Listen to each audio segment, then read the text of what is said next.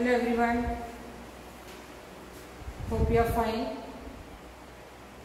Today we will see what are nodes.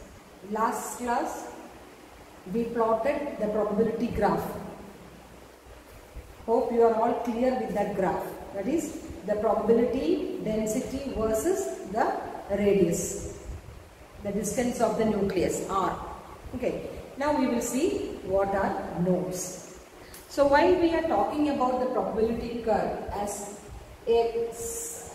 we draw, it's a sine curve, isn't it? It's a sine, it's a wave, like waves. So in the wave we can have this, or in the, for example, in the probability curve we have seen the 2s orbital, the probability is it touches 0, that is, this is psi square and this is r. This touches 0 and then there is a peak, then it will continue like this, isn't it? This was the probability curve for a 2s orbital. So in this case, I have told you that when it touches this 0, because this is nucleus, right, comes to 0. So the probability, see, the psi square is 0, which means what? At this position or at this point or this surface or plane, where the probability for finding the electron is 0. So that point or that surface is called as nodes or nodal planes. Okay, so that I have already told you. So today we will have some more discussion about nodes and how you will find the nodes for various orbitals like s orbital, p orbital, d orbital, etc. Okay, for n is equal to 0, 1, 2, 3, etc. Okay. So as you know, nodes are means what? Nodes means the probability for finding an electron is 0. If it is a point, you call it as a node. If it is a plane, you call it as a nodal plane. If it is a surface, you call it as a nodal surface. Now we will see there are two types. Generally, the nodes can be classified as two types. One is radial node and second is angular node. Okay. First one is radial node and second is the angular node. Radial node, you can just study how to calculate it. Okay, in higher classes you will see how it comes, the radial node how it comes and angular node how it comes. Angular node is nothing but the node which is appearing at angles. Now we will see several angles where the p orbitals are there, like px, py and pz. So certain angles, at certain angles we can have the nodes, and radial means along the radius we can have some nodes, that's all. So don't go into details, just make sure that radial nodes means through the radius you can have nodes. Nodes means the probability density is 0 finding an electron, and angular means at certain angles there will be some nodes. Okay.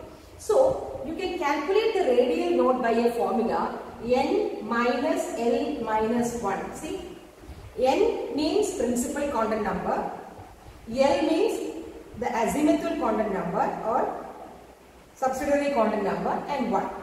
And angular node means nothing but what? The azimuthal quantum number.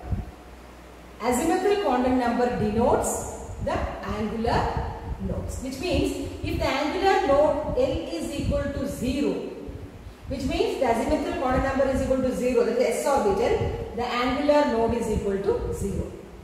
Or if L is equal to 1, the angular node is equal to 1. Like that. So whatever be the value of L, that is the angular node value. Correct? Now, radial node is calculated by using the formula n minus L minus 1. Correct? Now, how will you calculate the total nodes? You can calculate the total nodes as, you add these two, radial plus angular, that means total node. That means n minus L minus 1 plus L. By adding the radial node and the angular node, we will get the total node. That is n minus L minus 1 plus L. So L and L got cancelled. So the total nodes can be calculated by n minus 1. So this is the formula for calculating total number of nodes in an orbit. You just simply study this, or if you want more, you can have both this. These two are given in a textbook. and this is also given the total nodes. So you can calculate the total nodes by simply the equation n minus 1, where n is equal to the principal quantum number. Clear? Now we will see another topic which is called as the boundary surface diagram. See, for example, if you say for a 1s orbital, just for example for the nodes, 1s orbital, principal quantum number n is equal to 1. So how many nodes? N minus 1 nodes. That means 1 minus 1, that is 0. That means for 1s orbital there is no node. That means either there is no radial node or there is no angular node. That is the meaning of this. Suppose if it is 2s. If it is 2s, that is n minus 1. That is how much? 2 minus 1. That is 1 node. So for 2s orbital, there is 1 node. If you are remembering what I have drawn in the last session for the 2s, you will have like this. The nucleus, at the vicinity of the nucleus, that the probability is high. Then there is no electron here, and then after a space you will get the another probability for finding an electron. See, this is how we have drawn in the 2s orbital, where I have said this is called as the node or forbidden zone. See, this is called as forbidden zone. That means what? There is no electron. You can't see there in this space there is no electron. This is the case of 2s. That means there is one node. Here what happens, actually speaking, this is the particle nature of the electron, where we have seen that the probability for finding an electron. But in this forbidden zone, the velocity is so high that it comes to the wave nature. That is why we are not seeing the electrons there. Okay. So that is why we are not seeing, that is why we are called as forbidden zone. So that is a node. But in the case of, see, 1s orbital, I told you, around the nucleus there is a probability is very high, but as the distance increases, the probability goes on decreasing, but still at the boundary, if I say this is the boundary, there is a probability for finding an electron is still there. That's why. So I have dotted like this. So this is 1s and this is 2s. So this is 1s and this is 2s. So there is no node here. This is nucleus. Nucleus cannot be cited as a node. Even though you know nucleus doesn't contain electron, but node means what? The forbidden zone, where there you can't find electron density. Okay. So that is about this node. So you now know how to calculate the node, isn't it? Now we will see boundary surface diagram, or what is exactly the boundary surface diagram. What I draw here is the probability density diagram. Now if you say what is a boundary surface diagram, it is nothing but a representation in space. See, we can represent three-dimensionally this s orbital. If L is equal to 0, once again I will write s orbital, L is equal to 1p, L is equal to 3d, etc. and L is equal to 4, f orbital. So these all have some type of orientation that we have seen in the magnetic quantum number. Magnetic quantum number denotes the spatial orientation, isn't it? So S means spherical, it is spherically symmetrical. Now boundary diagram or boundary surface diagram means it is a representation in space where we get an idea, or we get a full idea about the electron density clouds or the electron density picture. It is same as what we have drawn in the probability density. It is just a three-dimensional structure or three-dimensional vision. How we can draw it in a three-dimensional, you call that as a boundary surface diagram. For example, in the case of 1s orbital, you can have many boundary surface diagram, and you will take that boundary surface diagram as a good one, where, or a good representation where the probability for finding an electron in that structure or that diagram is 90 to 95%. So you will have a representation in space, or a spatial representation, in which the probability for finding an electron density or electron density must be 90 to 95%, is there. Then you call it as a good representation of a boundary surface diagram. And if you refer your textbook, you can see the boundary surface diagram. See, this is the boundary surface diagram. I hope you can see this. This is the pictorial representation of the probability density diagram, whereas this is the boundary surface diagram. Which means, see, in a two-dimensional you can say the S orbital is spherical in shape. If I draw this, if I draw the S orbital, I can write it as a spherical. Sorry, as a circle. But in a three-dimensional, what I will say it is spherical. It is spherical. It is symmetrically spherical. S orbital, we can say boundary surface diagram. It is symmetrically spherical. Okay, symmetrically spherical. So that is a three-dimensional representation. That's all. That is called as a boundary surface diagram. Okay. So that is what we are seeing in the boundary surface diagram. That means there must be a probability for finding an electron 90 to 95%. Then only we can say that is a good representation of a boundary surface diagram. Okay. You can't say a 100% probability, because probability means what? There must be at least a 1% probability should be there, right? If it is 100%, then you can't say the probability. It is there, but you can't say like that. You can't say that an electron is there at that point, given point, isn't it? So you can say the probability is 90 to 95%. Correct? So that is about the boundary surface diagram. So if you go through the S orbital, we say that S orbital is symmetrically spherical. As a 3D representation, you call it as symmetrically spherical. Which means what? If I say this is symmetrically spherical, the electron density, the probability for finding an electron density at a certain distance is same throughout the sphere. Isn't it? If I say here is the probability density, here also I can say, here also I can say. So being a symmetrically spherical in shape, the probability for finding an electron at a certain distance is same throughout the sphere. That is why it is called as a spherical, symmetrically spherical shape. Clear? Now we will say the boundary surface diagram for a p orbital. This is for the s orbital. So now you got an idea of what is a boundary surface diagram. It is nothing but a representation of the electron cloud in a three-dimensional space. Okay, three-dimensional space where we say that the probability for finding an electron is 90 to 95%. It must be that much percentage should be there in order to have a good representation of a boundary surface diagram. You can draw numerous boundary surface diagrams, but out of which the most efficient diagrams we are concerned with. That must be that the probability must be around 90 to 95%. Okay, that is called as a boundary surface diagram.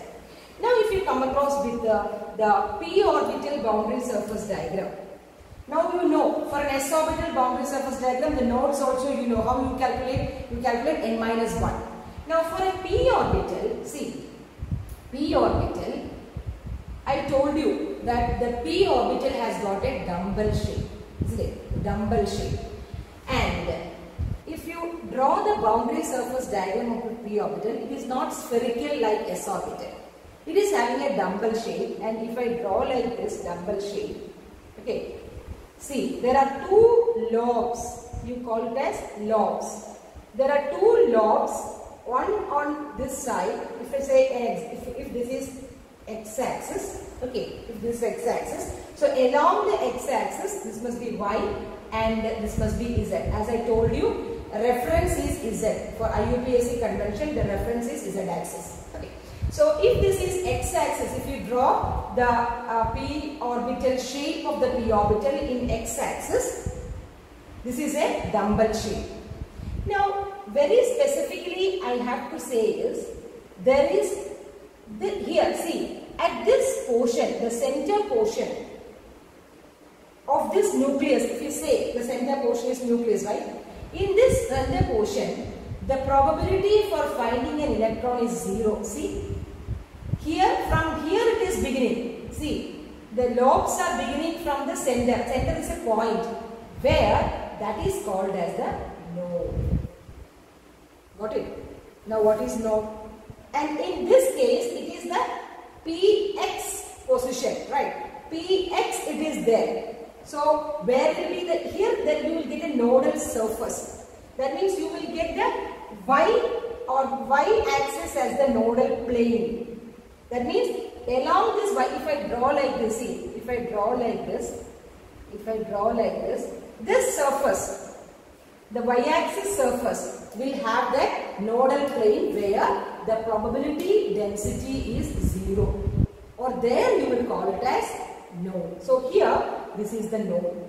On the either side of this, there is the probability for finding an electron, and more importantly, the finding of electron will be more in this exterior side of this log, or on the both sides of the log, there will be the maximum probability density. What do you say? The maximum. Like in the spherical, it will be around the nucleus, isn't it? And as the distance increases, it will go on decreasing. As in the same way, here the nucleus, there is nothing there.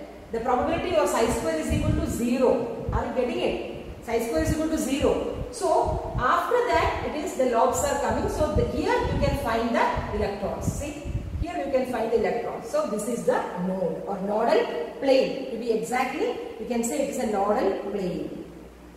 Okay. So, in this y-axis plane, you will get x plane where the electron density is. That is why I told you that it is an x-axis, or at certain angles it is coming. That is why it is called as an angular node. Okay. Angular node is what? For p-axis, L is equal to 1. Isn't it? So, how many angular nodes will be there? One angular node will be there. Correct? And how many total number of nodes? Total number of node is n minus 1. Isn't it? If it is a 2p, it will have 2 minus 1, that is equal to 1 node. That is this node. Are you getting it? The difference between an angular node and a radial node? Or forget it, you just see what is the total node, that's all, n minus 1. It only depends on what? The principal quantum number. Correct? Now, so this is the case of what? This is the case I draw in the 2p and x-axis, so I call it as px. Okay. Now, in the same way, I can draw, see, L is equal to 0 means S. Now, L is equal to 1 means how many m values can you have? That is minus L, 0 and plus L, isn't it? Which you call it as Px, Py and Pz.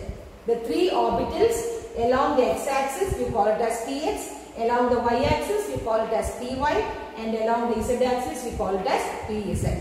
But remember, it has nothing in connection with this minus 1. See, if it is 1, L is equal to 1, minus 1, 0, plus 1. So, you can't say that minus 1 is for Px. No. For our understanding, normally Pz is 0, taken as IUPAC. That also just for a reference only. You can't say minus 1 is for Px or plus 1 is for Py or Px, Pz is for 0. No. You can have exchange, it can exchange it. Okay, so there is no, for our understanding you will say some value, that is, sorry, you will say that okay, Px is equal to minus 1, Py is equal to plus 1 and Pz is equal to 0, just like that. But there are three values and the three values goes in three directions, that is x-axis, y-axis and z-axis, that's all. Now we say the boundary surface diagram of Py. So this is Z, this is x and this is y. So how will you got it? Along the y-axis, see, this is the diagram, boundary surface diagram for the Py. And here also the same thing happens. See, this nucleus, there is a node, isn't it? There is a node because here the probability or psi square is equal to 0, isn't it? So how many? This is 2p. So 2p. Either it is x, y or z. How many node? 1. Because n minus 1. So 2 minus 1. That is equal to 1. So 1 node. Got it? Now what about Pz? What about Pz? Pz means if we draw like this. This is z axis, y and x. Pz is through the z axis. See, again there is a node. So this is the x plane. This is the xy plane. The node is there. Here we will get the nodal plane. In all these p orbitals, we are talking about the nodal plane. So that plane, in that plane, for example, say suppose if this is a pz orbital, and you just imagine that this is lobes. Instead of this pen, you imagine this is a lobe, dumbbell shaped lobe, and I am saying at this point whether these two meets is the node. Correct? This node. Then nodal plane is what? This plane. That means this plane. I am telling this plane is the nodal plane. Isn't it? Nodal plane, where in this plane the probability for finding an electron is 0. Have you understood? So this is the px plane. xy plane is 0. Because the finding an electron, the probability is in this direction. So in this direction it is 0. So this plane you call it as nodal plane. Correct? Okay. Now that is about the px, py and pz. Correct? Have you got that idea of what is that? Now we pass on to the d orbital. Okay, you know there are orbitals within the same principal quantum number. For example, n is equal to 1, s orbital, n is equal to 2 means s and p, n is equal to 3 means s, p and d. So same quantum number you can have more than one orbital, isn't it? So next we will have a d orbital. So d orbital, in the d orbital you can draw it as, now we will see the d orbital. Okay. D orbitals, you know what is L, what is the value of L? L is equal to 2, isn't it? L is equal to 2. So coming to d orbital, L is equal to 2. So values are values of M are -2, -1, 0, +1 and +2. And as last class we have said, that is dxy, dxz, dyz, dx square minus y square, and 0 always for the IUPAC convention it is stated as dz square.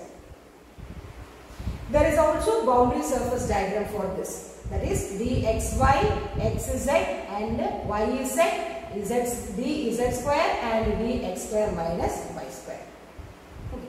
We will see one by one. It is very easy for drawing that. Just take the axis correctly. Okay, if you take the axis correctly, you can draw it. See, py and pz. So this is x, y and z. First xy. See, x and y. So we will have like this. Between x and y, you will have this is y axis, right? This is x axis, y axis, and axis. You will have like this, that is dxy. Okay. Now if you say dyz, see this is y, x and z. So yz means between y and z, y and z you will be having this lobes. So then same as what xz. Xz means what? This is x. This is y and this is z. So x z means between this x and z. So almost it will look similar. Now x square minus y square, that is again you can have reference in your textbook. Okay, so no need to worry about it. It is there in the textbook. So z, y and x square minus y square is like this. Between the axis it will be there. And the important one, these all looks like the same, but the important one is dz square, which is having a different structure from these two. If this is x, this is y, z and this is y, dz square is, see, z axis there is, and there is a ring like structure, see. So this is dz square, see.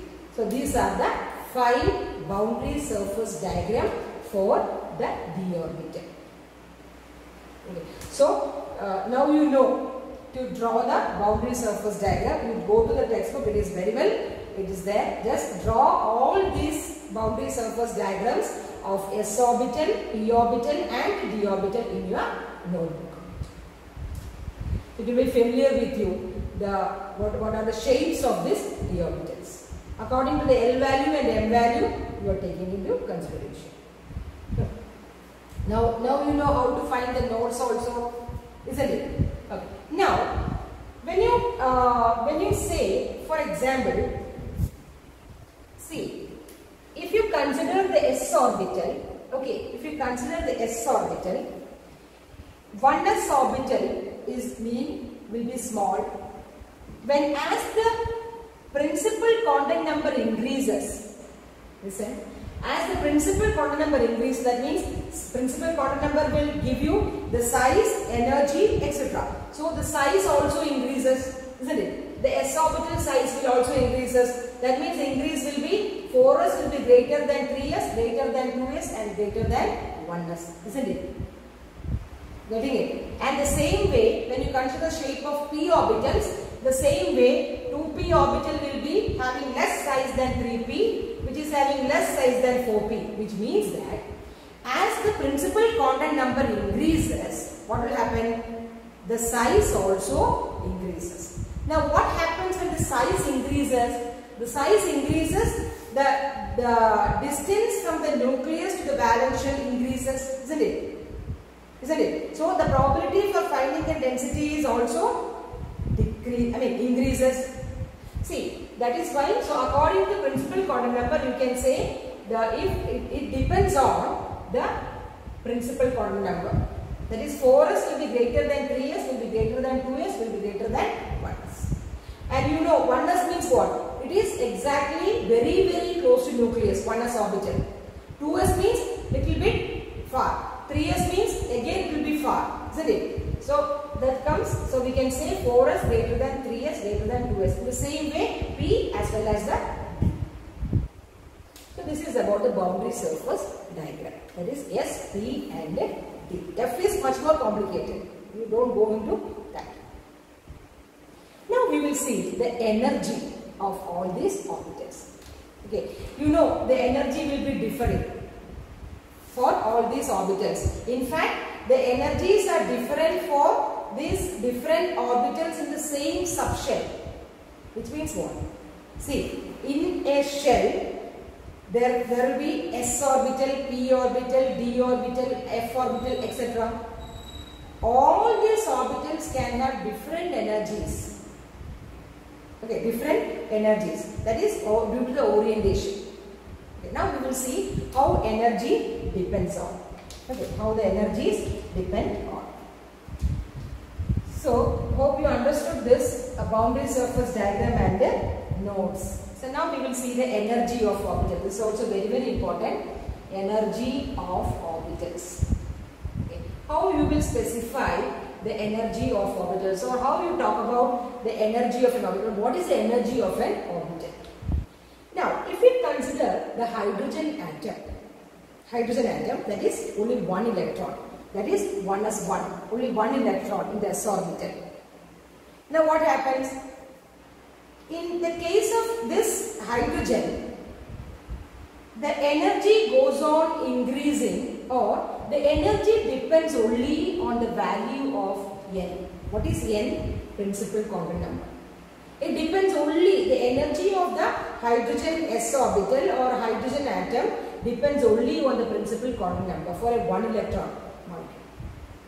So you can say the energy increases in the order, see 1s, correct, 1s which is less than 2s, okay, which is equal to 2p. Listen, even though s orbital is different from p orbital, s is spherical and p is dumbbell, even though the shapes are different, the energies are same for 1 electron molecule, that is hydrogen atom. Why? Because it only depends on the principal quantum number N. If the N is 2, whether it is S or P, it will have the same energy. That is why we call these as degenerate orbitals. What do you mean by degenerate? Degeneracy or degenerate orbitals? The orbitals having same energy. You call it as degenerate orbitals. Then again you come for 3. 3s equal to 3p equal to 3d. See? Again these 3 you call it as degenerate orbitals.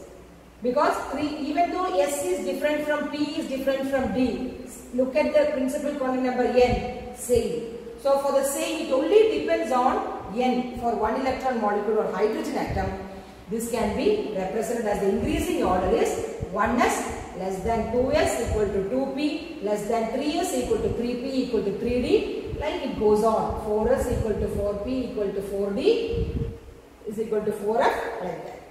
Okay. So this is the increasing order of energy of S or hydrogen atom. So this is called as degenerate orbit. Or if you draw like this, the degenerate for the hydrogen atom, this is as 1s, I say 1s.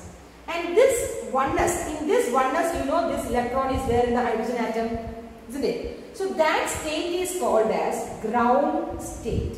What do you call it as? That state is called as ground state. That means ground state means what? The electron is stable.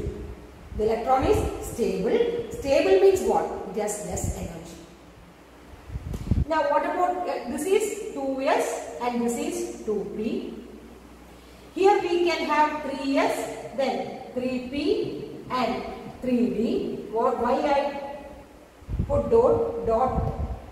I put dot because there are showing 5 orbitals, isn't it? This is 3, this is 5, etc. So this is the energy diagram for a hydrogen atom. One electron atom. Okay, one electron atom. So if in the ground state there is one electron, that's a stable state. But when this will be in excited state, when this electron jumps into the higher energy level, which is unstable, then it is said to be an excited state. So normally the one electron in the hydrogen atom is in the 1s orbital. You can call it as a ground state. That means the electron in the hydrogen atom is completely attracted by the nucleus of that hydrogen, which is stable enough, and it is said as ground state. Now if we give energy, it will go into the excited state. So that is called as excited state. So two states are there, ground state as well as excited state. If you give energy, it will move on to the higher energy levels, that is called as excitation of electrons. It will come back as radiation, as we have seen in emission spectra and all, isn't it? So this is called as a ground state and an excited state. So what I want to say is, for hydrogen atom or a one electron atom, the energy of that orbital, that is s orbital, only s orbital, it depends on the principal quantum number. Okay, that is why the energy is increasing the order of 1s less than 2s equal to 2p less than 3s equal to 3p is equal to 3d, where these 3s, 3p and 3d are called as degenerate orbitals having same energy, even though the shape of s, p and d are different. Clear? Now you will see multi-electron atom. Now we have seen hydrogen atom where it has only one electron. Now we will see multi-electron atom. Okay. Now in the case of a multi-electron atom, there are, see, in the case of hydrogen atom you have a nucleus and one electron, isn't it? In the case of a multi-electron atom, for example, I am just saying, okay, I am just having an idea, giving an idea. Here there is 2 electrons, then here again there are maybe 5 or 6 or something like that, and this is the nucleus. Okay, the nucleus is having proton and neutron. This is also proton. This is a plus. I will say plus. Okay, instead of this thing, I will say it is plus. Can you see? Okay. Now, in the case of one electron, there is only the attraction between electron and the nucleus. But in the case of a multi-electron, what will happen? There is an attraction between the electron and the nucleus, and also the electron and electron repulsion is also there, isn't it? You see, here this electron is repelled by this electron, the same electron repelled by another electron, so it is always moving, right? So there is a continuous repulsion between the electrons, outer electrons as well as the inner electrons, as well as there is an attraction between the between the nucleus and the electrons. Now here, in the case of multi-electron, you see, in the case of multi-electron, the energy depends on two things. The energy depends on both N as well as L. See? The energy depends on both N as well as L. L means azimuthal quantum number. Which means what? Which means, this means that in the same principal quantum number, for example, if I say 2s, in a same shell, this is the 2s shell, 2s orbit, you can have S, P, isn't it? S and P. This S and P will have different energies. Got it? In the case of hydrogen atom, the 2s and 2p are having same energy. But in the case of a multi-electron atom, since the energy depends on N and L, the S orbital or the P orbital or the D orbital or the F orbital, the same given principal quantum number N is having different energies. You got it, that Khanda?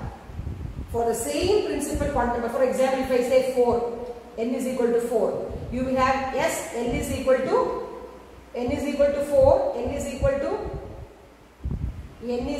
1, N is equal to 0, N is equal to 2, N is equal to 1, 3, 2, 4, 3. So 3, isn't it? So it is 0, 1, 2, 3. S, P, D and F. 4 subshells are there or 4 orbitals are there. So in this fourth shell, S orbital, P orbital, D orbital and F orbital has got different energies. It has exactly got different shapes or orientation, and that is why it has got different energies. Okay, so it depends on both. That is why it has got different energies. Now, how these energies can be calculated? That is what we are saying. That means, in a single electron, it depends only the attractive forces are there. Whereas in a multi-electrons, there are attractive forces as well as the repulsive forces. See, each electron is repelled by so many electrons. So, how many repulsions will be there? And when we will say the stability of an electron, see, if I say the stability of the hydrogen electron, or for example lithium or some sodium, it is stable, means what? The attractive force will overcome or will be greater than the repulsive force. See, that is a funda. The attractive force is greater than the repulsive force. Then only we can say that the stability of an electron is there. Are you getting the point? See, it's very easy. In the multi-electron system or an atom, the energy of an orbital depends upon two values. That is, principal quantum number and the azimuthal quantum number. Which means what? Which means for a same given shell, the energy of the subshells are different. Isn't it? Now, how this energy will be different? That is because of the repulsive force and the attractive force. In the one electron, there is only attractive force between them, electron and the nucleus. But in a multi-electron system, it will have attractive force as well as the repulsive force between each electron, two electrons. And when you will say the electron is stable or stabilized, when the attractive forces is greater than the repulsive force, you can say there comes the stability of that electron. But again, an important point is, now listen carefully. When I say this, when I draw this diagram, I can say, again one more shell if I draw, 2, 4, 8, 2, 4, 8. See, just like this. You have a nucleus. Here, this is called as outer electrons, isn't it? And this is called as inner electrons. See, valence electrons are called as outer electrons, and inner shells where the electrons are there, you will call it as inner electrons. Now what happens? The repulsive force of outer electrons with inner electrons are very important. You got it? there will be a repulsive force between the outer electron as well as the inner electrons. Okay. And now what happens is, see, as the atomic number increases, which means that the positive charge increases in the nucleus, the outer electrons will have an effect of this nucleus. Listen very carefully, and I am telling one concept. This outer electrons will have some power to attract this nucleus, because this is positive and this is negative. So this electron will also attract this nucleus. Like the same way this electron will attract this nucleus. But what normally happens is, as I told you that this is the outer electrons, isn't it? Or the outer shell electrons or valence shell electrons.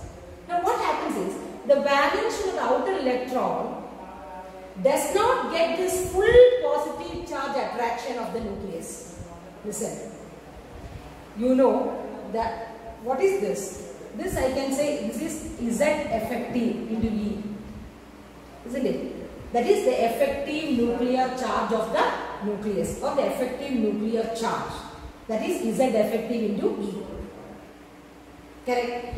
Now, as the atomic number increases, the effective nuclear charge also increases because the number of protons increases. Then what happens? These electrons and this neutron, the nucleus is getting attracted. Now, this outer electrons does not get the full positive charge attraction of this nucleus. Why? Because this outer electron is shielded by this inner electrons. Which means what? Shielded means what? Shielded means this full positive charge is not getting into this outer electron because of this inner electron is shielding it, preventing it. That is it, preventing. The full positive charge is not getting into this outer electron because these inner electrons will behave as a shield or protect from this what? From this nucleus.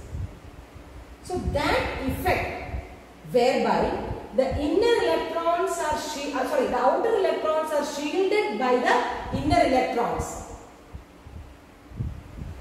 The effective nuclear charge is shielded by this inner electrons. That effect is called as shielding effect. Got it? Now what is shielding effect? Shielding effect is nothing but the positive or the effective positive charge of this nucleus is not getting 100% to this outer electron. It is getting a little bit reduced because of the prevention from these inner electrons or shielding from these inner electrons. That is called as shielding effect. But even though shielding is there, the outer electron is getting attracted to the nucleus. It increases as the nuclear charge increases. Got it? Shielding effect is there, definitely. But still shielding effect is there. As the effective nuclear charge increases, what will happen? The outer electron is attracted to this nucleus, or this outer electron attraction is greater as the nuclear charge increases. Now there is a reverse condition also. When we talk about the nuclear charge increases, what about the energy? The energy will be decreasing. Isn't it? The energy will be decreasing. That is become more and more negative. Isn't it? Which means that the S electrons are more shielded. Listen very carefully, the next point. The S electrons are more shielded than the P electrons, which is more shielded than the D orbitals. Isn't it? Why? Why? Because you know the S electrons are very, very close to the nucleus. So it is more shielded, or the electron density or the electrons are more towards the nucleus. So that it can be more shielded to the nucleus than the p orbitals. Even though p orbitals has got the size different, it will also shield the nucleus, and the shielding is more when compared to D. isn't it? So that is the reason. So S will be more shielded than P, which is more shielded than D. And as the principal quantum number increases, the distance will get increased, so the shielding effect will be also increased. Okay. So, but the energy will be decreased. The energy will be decreased. Why the energy will be decreased? Due to the difference in this shielding effect. Due to the difference in this shielding effect, this D will shield less than P, P will shield less than S. So there is a difference in the shielding effect. The energy, the splitting of energy will take place. That is important. The splitting of energy will takes place, which means that 2S and 2P will not have the same energy. It will have different energies. You got it? And the energy can be calculated by what? N plus L rule. There is an N plus L rule. It is not exactly a rule, but we take into account of this N plus L rule. Okay. Then we can have the energies. Okay. When if two orbitals have the same N plus L, for example, say, we can calculate the energy by means of an N plus. What is N? Principal quantum number. What is L? Azimuthal quantum number. You can calculate the energy by a rule, simple rule called as N plus L rule. Okay. Now suppose if the 2S as well as the 2P have the same N plus L. Say if it is 3 and 3. By adding you get 3 and 3. But it is one is S and one is S and one is 2 and one is 3. One is 3. Then you will take the lower value of the N as lower energy. You got it? That means lower the value of N plus L, lower is the energy. That is the rule.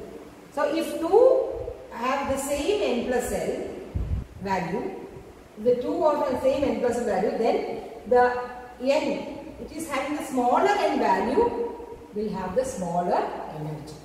That is just a rule. Just go through it. This is the N plus L rule. Then now you know what is shielding effect. Okay. Which means that the size and the shape depends on this energy. Or the attractive or the repulsive forces depends on the size and the shape of the orbitals. Which means that the S orbitals has got more shielding effect than the p orbital, which is having more than the d orbital. So this is how you calculate the energy by means of an N plus L rule. So next we will see how you fill the electrons in the orbital. How you will see how to fill the electrons in the orbital by means of Aufbau principle. That you will see in the next session. Okay, so just go through it because you are new with the energy of the orbitals or the splitting of energy. See, why splitting happens? Because the shielding effect caused by the orbitals in the same subshell, the splitting of energy happens. So that is how when we calculate the energy by N plus N. So that's it. Go through the textbook. Thank you.